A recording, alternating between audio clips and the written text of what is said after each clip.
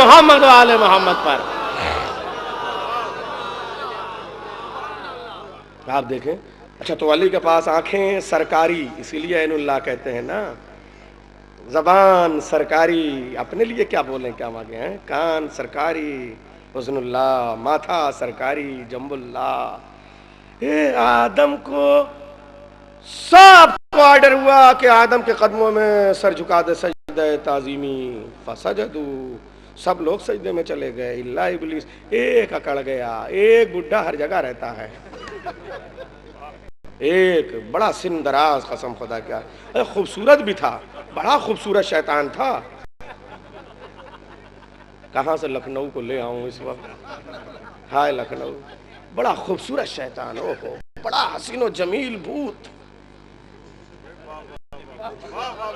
اوہو، آپ یہ سوچئے، اوہو، داڑھی میں جنت، جنت میں داڑھی، آنکھوں میں سرما، سرمے میں آنکھیں، ایک کنگھی کیے ہوئے صاحب، صرف اللہ اللہ اللہ کر رہا تھا. بڑا خوبصورت تھا.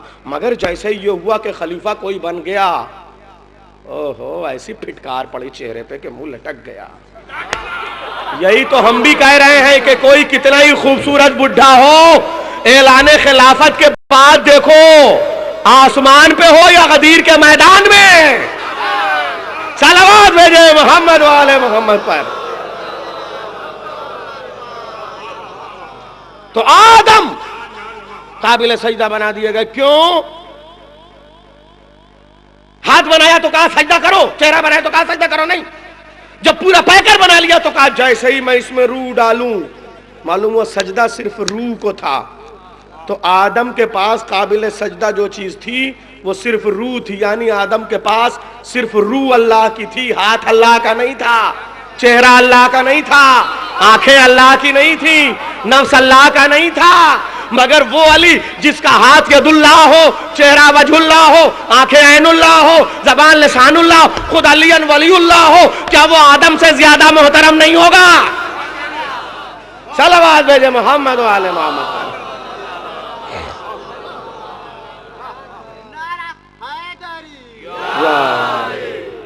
بس عزیزو، میں چاہ رہا تھا کہ بس 1 گھنٹے کے اندر ہی بات ہو. علی کو آپ نے دیکھا. ایک بات اور، علی کی زندگی آپ دیکھیے. جیسے میں نے چونکہ نیتا جی کی مجلس ہے اس لیے کہوں، لوگ کہتے ہیں کہ صاحب علی نے خلافت کے لیے تلوار کیوں نہیں اٹھا لی. ایک شریف انسان کا اس سے بڑا احتجاج کیا ہو سکتا ہے کہ چونکہ جونپور اور اعظم گڑھ کے آس پاس شبلی نعمانی کا حوالہ دے دوں کہ جس علی کی تلوار کے ایک وار کے صدقے میں مدینے کے بھکاریوں کی اولادیں ٹکڑوں پہ پل پل کے غنی بن گئیں، مدینے کی گلیوں میں صحابہ کے بچے سونے کی ڈلیوں سے کھیلنے لگے. وہ علی 25 سال تک یہودی کے باغ میں مزدوری کر رہا ہے اور مسلمانوں کو علی کی یاد نہیں آ رہی ہے.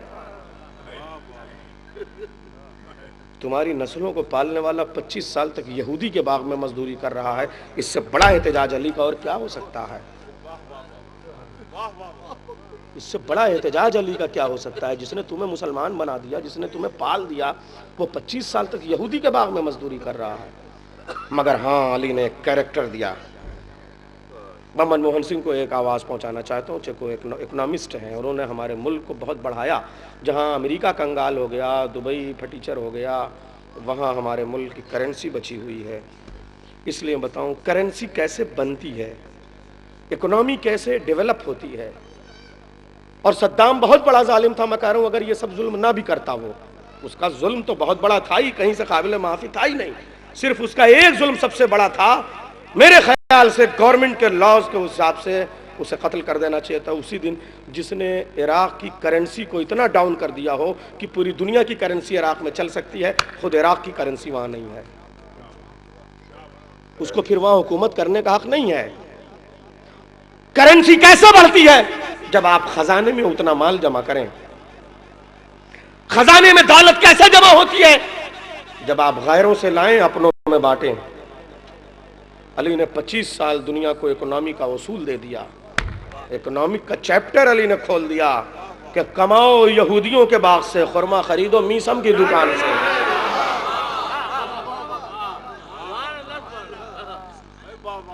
کماؤ یہودیوں کے باغ سے، خرما خریدو مسلمانوں کی دکان سے، ہماری شریعت سمجھو۔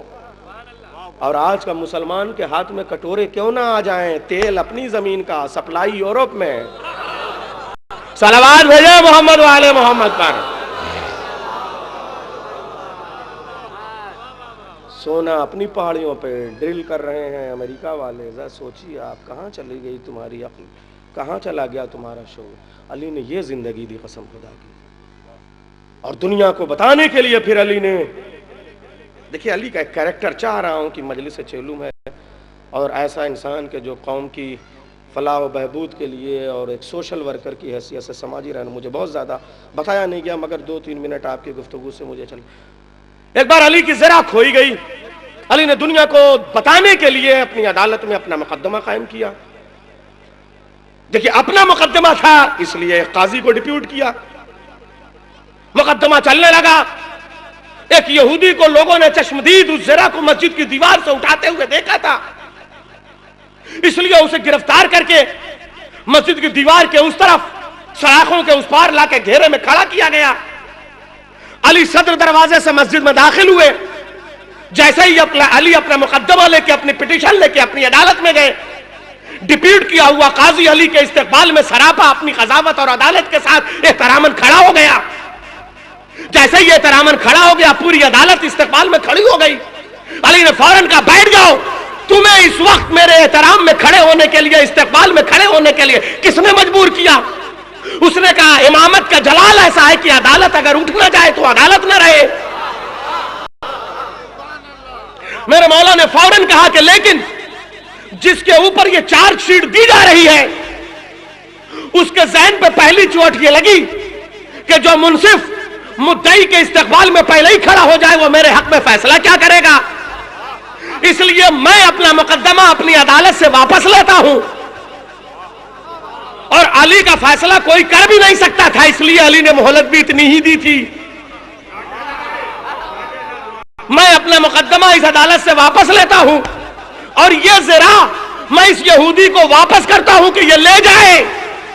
علی نے زرہ اسے دی، مسجد کے صدر دروازے سے آ رہے تھے کہ وہ گھوم کے دوڑتا ہوا ہانپتا کانپتا علی کے قدموں میں گر پڑا۔ یا علی، بغیر مقدمے کے فیصلہ ہو گیا؟ کا کیا فیصلہ ہو گیا؟ یا علی، یہ ذرا میں نہیں چوری کی تھی، لیکن مجھے دیکھنا تھا کہ آپ کی عدالت کا معیار کیا ہے۔ جیسے ہی اس نے یہ جملہ کہا، علی نے کہا تم نے یہ ذرا مجھے دے دی، لیکن اب میں یہ ذرا تمہیں ہبا کرتا ہوں، تم نے میری عدالت تو دیکھ لی تھی، سخاوت نہیں دیکھی تھی۔ صلوات بھیجیں عظمت علی بن ابی طالب پر۔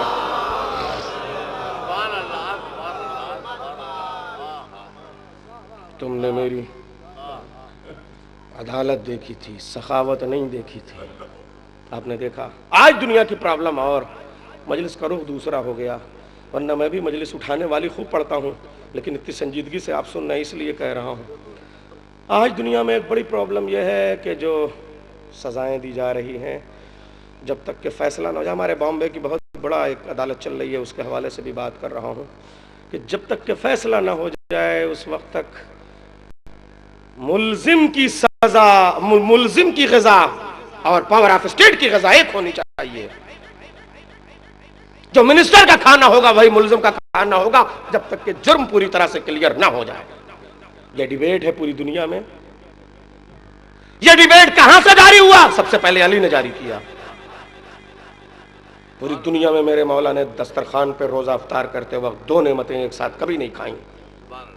کھجور سے افطار کیا تو دودھ چھوڑ دیا، دودھ تو پیا ہی نہیں میرے مولا نے کبھی، شہد چھوڑ دیا۔ اچھا دودھ کیوں نہیں پیا؟ کبھی لوگ دودھ کا کٹورا لے کے میرے مولا کے پاس جاتے تھے، مولا کہتے تھے میں دودھ نہیں پیوں گا۔ لوگ پوچھتے تھے کیوں؟ کہ یہ دودھ جو میرے پاس آیا ہے اس کے لانے والے نے اس بات کی گارنٹی نہیں دی ہے، ضمانت نہیں دی ہے کہ یہ جس بچے کی ماں کا دودھ ہے وہ ماں اپنے بچے کو پہلے پورا حق دے چکی ہے۔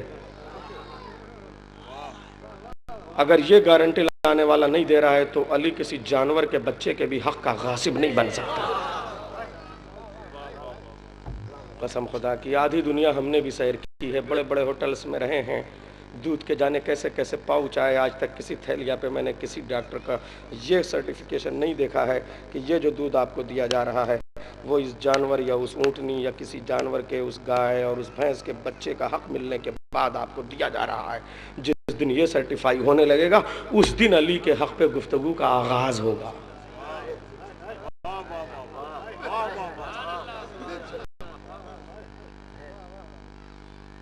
علی نے پوری زندگی میں صرف ایک دن 2 غذائیں ایک ساتھ استعمال کی معلوم ہے؟ جب 19 رمضان کو علی کے سر پر ضربت لگی تو علی نے کہا کہ دودھ اور شہد کے شربت سے خون کو کنٹرول کیا جا سکتا ہے، اس لیے شربت بنا کے لایا جائے. حضرت ام کلثوم نے شربت بنایا. امام حسن جیسے ہی لے کے آئے مولا کائنات نے کہا میرے لال حسن جا کے میری شہزادی سے کہہ دو، اپنی بہن سے کہہ دو کہ ایسا ہی ایک دودھ اور شہد کا شربت ایک گلاس میں بنا کے لے آئے. کس کے لیے؟ بہن نے بھائی سے پوچھا بھائی جان کس کے لیے میرے بابا شربت منگا رہے ہیں؟ امام حسن فرماتے ہیں اپنے قاتل کے لیے. اپنے قاتل کے لیے. اے مولا رات میں جب یہ آیا تھا تو آپ کا قصیدہ پڑھ رہا تھا. موقع نہیں جو پورے قصیدے کے اشعار آپ کے سامنے پیش کروں. مولا نے بس ایک جملہ کہا تھا ابن ملجم تمہاری زبان اور تمہارے دل میں بڑا اختلاف پایا جاتا ہے. اس کا مطلب علی نے رات ہی میں بتا دیا تھا میرا قاتل کوئی اور نہیں ہے. مولا جب آپ جانتے تھے یہی آپ کا قاتل ہے تو قتل الموذی قبل الایذا، اگر آپ مار دیتے تو کوئی قباحت کی بات نہیں ہے. علی کہیں گے شک کی بنیاد پہ بڑے بڑے سپر پاور ملکوں کو کنگال کر دیتے ہیں، لیکن یقین کی بنیاد پہ انتظار کرنے والے امام کو علی کہتے ہیں. علی نے پہلے سے قتل نہیں کیا. دیکھیں دنیا کا اصول دیکھیے آپ علی کو. لیکن ہاں عزیزو انا اعطیناک الکوثر فصل لربک وانحر، جن کو ہم نے کوثر بنایا یہ عبادت بھی کرتے ہیں اور نہر بھی ہوتے ہیں. علی نے کوثر ہیں تو سجدے میں ضربت کھائی ہے، لیکن ابھی اسے ضربت کہتے ہیں نہر نہیں کہتے. نہر کرنا ایک الگ ٹرم ہے، ایک الگ اصطلاح ہے. نہر ضربت سے نہیں ہوتا. کوئی بھی نہر چھری سے نہیں کیا جاتا. نہر کرنے کے لیے تلوار کی ضرورت نہیں ہوتی. نہر کرنے کے لیے تیر شرط ہے. ہائے ہائے اب میں کیا عرض کروں. انا اعطیناک الکوثر پہ بڑے گوشے ہیں. لیجئے یہ بھی گوشہ سن لیجئے. پورے قرآن کے سب سے چھوٹے سورے کا نام ہے سورہ کوثر. کربلا کے قرآن شہادت کے سب سے چھوٹے سورے کا نام ہے علی اصغر. ہاں آزادارو اب میں کیا عرض کروں. جیسے پورے قرآن میں 2 چھوٹے چھوٹے سورے مگر دونوں بہت بڑے ہیں، ایک سورہ کوثر ایک سورہ الحمد. بس ایسے ہی کربلا کے سورہ کوثر کو علی اصغر کہتے ہیں، کربلا کے سورہ الحمد کو سکینہ کہتے ہیں.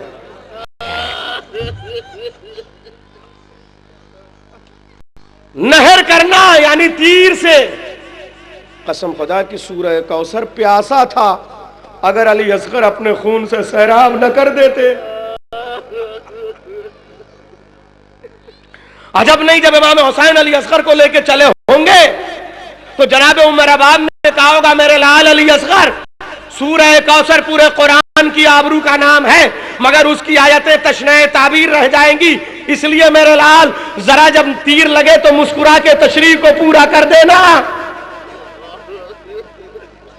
اسی لیے جب حسین علی اصغر کو لے کے آئے تو مقتل میں تیروں کو مقتل میں ریت پہ رکھ کے علی اصغر کو کہا اے فوج اشقیہ اس ماں کا دودھ خشک ہو گیا، اس بچے کی ماں کا دودھ خشک ہو گیا ہے. مگر جیسے ہی تیر لگا عمر اباب نے دروازے سے کہا ہوگا اے میرے لال نہر ہو کے بتا دینا کہ سورہ کوثر کی مانوی تشریح ہم ہیں. اور شاید اسی لیے جب حسین علی اصغر کو لے کے آئے تو عمر اباب نے پہلا مرثیہ پڑھا یا بنیا امثلک ینہار. جس لہجے میں قرآن نے کہا تھا فصل لربک وانحر، اسی لہجے میں عمر اباب نے کہا یا بنیا امثلک ینہار.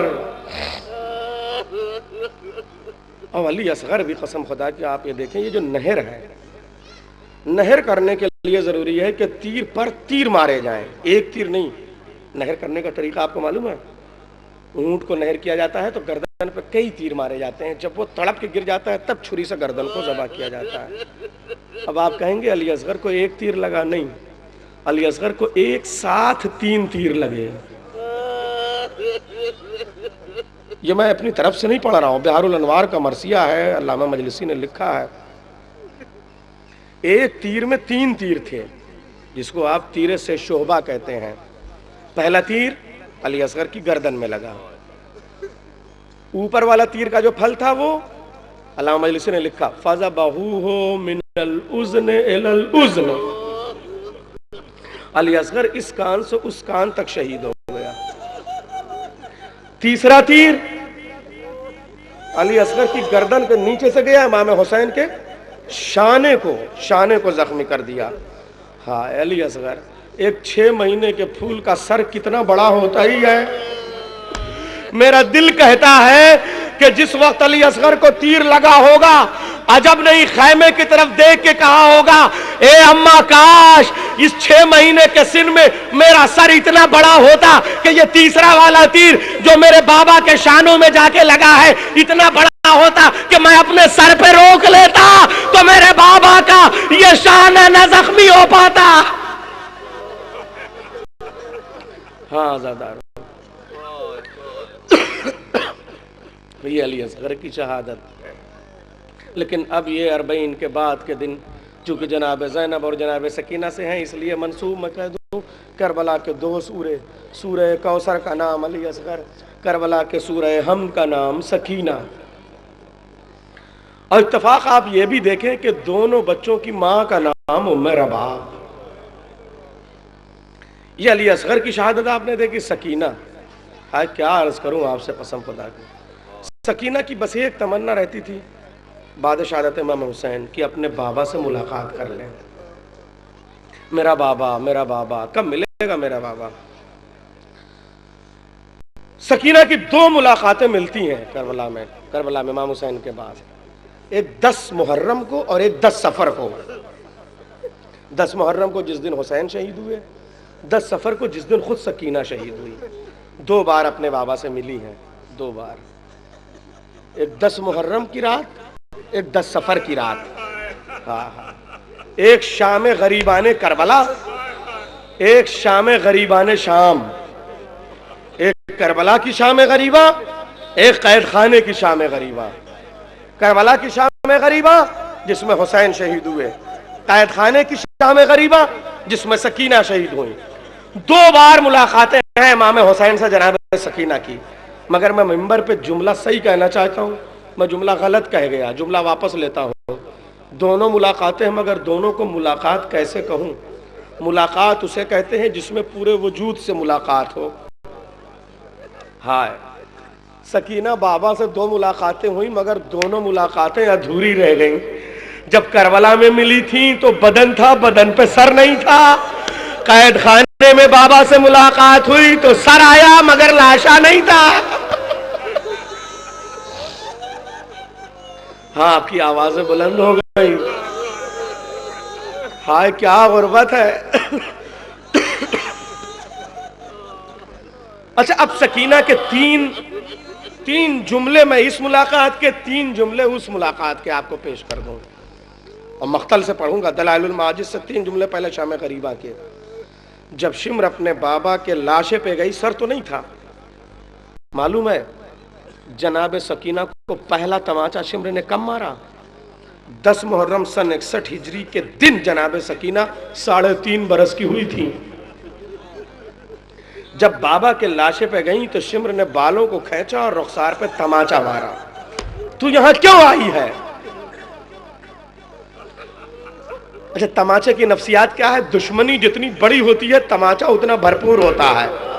جس نے بابا کے گلے پہ 70 مرتبہ چھری چلائی ہو، جب وہ یتیم بچی کو تماچا مارے گا تو کتنا بھرپور تماچا مارا ہوگا۔ شاید اسی لیے گالوں کی نیل خون میں تبدیل ہو گئی تھی۔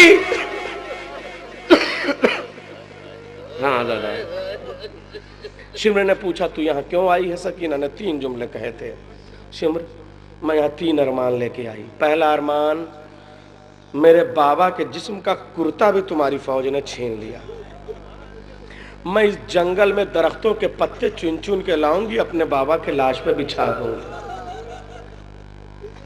دوسرا جملہ، میرا بابا وقت ذبح اتنا پیاسا تھا کہ چھری چلتی نہیں تھی، اب تو میرا بابا نہیں رہا، مگر کم سے کم بابا کی ارمان اور بابا کی حسرت کو پورا کرنے کے لیے مجھے اتنی مہلت مل جائے کہ میں فرات کے کنارے جاؤں، اپنے چلو میں پانی لے کے آؤں، ننھے ننھے چلوؤں سے اپنے بابا کی کٹی ہوئی گردن پہ ڈال دوں۔ تیسرا ارمان، ابو ذر کی بیٹی راستے پہ جا کے کھڑی ہو گئی تھی، مالک اشتر کا قافلہ آیا، اس نے کہا تھا میرا بابا بے گور و کفن لاش جنگل میں سو رہا ہے، چلو غسل و کفن کا انتظام کر دو، میں صبح کو راستے میں جا کے کھڑی ہو جاؤں گی کہ میں ابو ذر کی بیٹی نہیں حسین کی بیٹی ہوں، رسول کا نواسا جنگل میں بے گور و کفن سو رہا ہے۔ اے مسلمان قافلے والوں، میرے بابا کے لاشے کو چل کے دفن کر دو۔ تین جملے زندان کے سن لیجئے، بس عزادارو مجلس تمام ہے، مرحوم کو جوار رحمت میں شہزادی جگہ عنایت فرمائیں اور ان آنسوؤں کو ان کے ثواب میں اضافہ کے صورت میں قبول کریں۔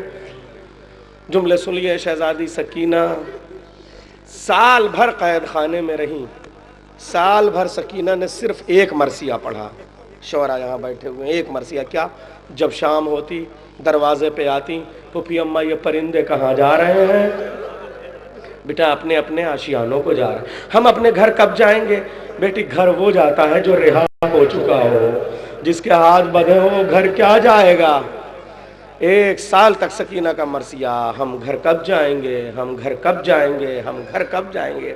مگر جب سے سفر کا مہینہ آیا، سکینہ نے فریاد کا انداز بدل دیا، اب کہتی ہیں بابا ہم سے ملنے کب آئیں گے، بابا کب آئیں گے، بابا کب آئیں گے۔ اس کا مطلب سکینہ نے اپنے سوال کو جواب کی شکل دے دی۔ سکینہ کو اطمینان ہو گیا، اب میری غربت میں نہیں ہے کہ میرا بابا کہ میں جا سکوں مدینہ، بابا مجھ سے ملنے آ جائے یہی بہت ہے۔ عزادارو 10 دن ہو گئے یہ کہتے ہوئے بابا کب آئیں گے، بابا کب آئیں گے، بابا کب آئیں گے۔ جب 10 سفر کی رات آئی، سکینہ روتے روتے رات کا پچھلا پہر گزر گیا، اندھیرے قید خانے میں روتی روتی ایک جملہ قید خانے سے یزید کے قصر کی طرف جہاں صندوق میں امام حسین کا سر رکھا ہوا تھا ادھر رخ کر کے کہتی ہے، اے بابا رات کے اس اندھیرے میں یزید کے محلوں کی کنیزوں کی بیٹیاں بھی اپنے نرم بستروں میں چین کی نیند سو گئی ہے، آپ کی بیٹی کبھی اس دیوار سے سر ٹکراتی ہے، کبھی اس دیوار سے سر ٹکراتی ہے، کبھی یہاں ریات پہ سر رکھتی ہے، کبھی وہاں پتھر پہ سر رکھتی ہے، بابا مجھ سے ملنے کب آؤ گے۔ ابھی سکینہ کا مرثیہ پورا نہ ہوا تھا کہ یزید کا قصر ہلنے لگا، وہ صندوق جس میں امام حسین کا سر رکھا تھا اس کا تالا ٹوٹ کے زمین پہ گرا، سر حسین بلند ہوا، یزید نے فوراً ایک سپاہی سے کہا لے جاؤ حسین کا سر سکینہ کی تک پہنچا دو۔ سکینہ فریاد کر رہی ہے، خدا لعنت کرے اس سپاہی پہ، امام حسین کا سر کیسے لے کے آیا میں بیان نہیں کر سکتا، بس ایک جملہ سنیے، چوتھے امام نے ہتھ کڑیاں اور بیڑیاں سنبھالی،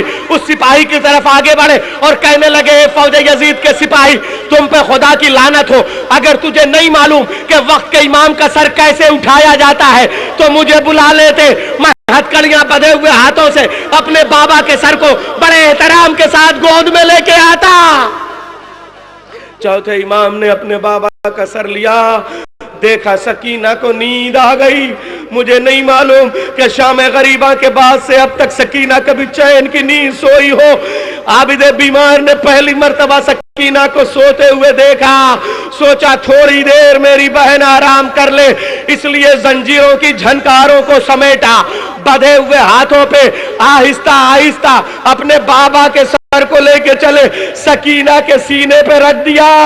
ہائے مولا کیا زمانہ بدل گیا، کبھی سینہ حسین کا ہوتا تھا، سر سکینہ کا، آج سینہ سکینہ کا ہے، سر بابا حسین کا۔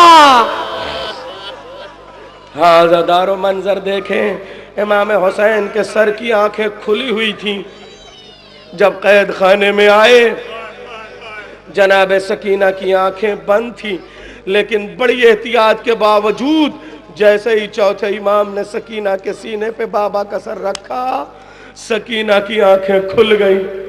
سکینہ کی آنکھوں کا کھلنا تھا کہ سر حسین کی آنکھیں بند ہو گئیں. ہاں زادارو، سکینہ نے فوراً کہا بابا آنکھیں کھولو، آنکھیں کھولو. سکینہ تم سے شکوہ نہ کرے گی، بس 3 جملے سن لو. 3 جملے سکینہ نے کہے. اے بابا، ارے عید کے دن جو بالیاں آپ نے بڑے پیار سے میرے کانوں میں پہنائی تھی، شمر نے لوے چیر کے وہ بندے اتار لیے. اے بابا، جو کرتا آپ میرے لیے لے کے آئے تھے، اس کرتے کے دامن میں آگ لگ گئی. اے بابا، جن رخساروں پہ تم پیار کیا کرتے تھے، شمر کے تماچوں سے زخمی ہو گئے. سر حسین کی آنکھیں ہر جملے پہ بند ہو جاتی تھی. سکینہ نے آخری جملہ کہا بابا آنکھیں کھولو، مجھے میری محبت کی قسم کھا کے جواب دو. میری دادی فاطمہ زہرا 18 سال کی عمر میں اتنی ضعیف ہو گئی تھی کہ کمر شکستہ ہو گئی تھی، عصا کے سہارے سے چلتی تھی. مگر بتاؤ پوری دنیا میں کیا تم نے کوئی ایسی بیٹی دیکھی ہو 3.5 برس کی عمر میں جس کے سر کے بال سفید ہو گئے ہو؟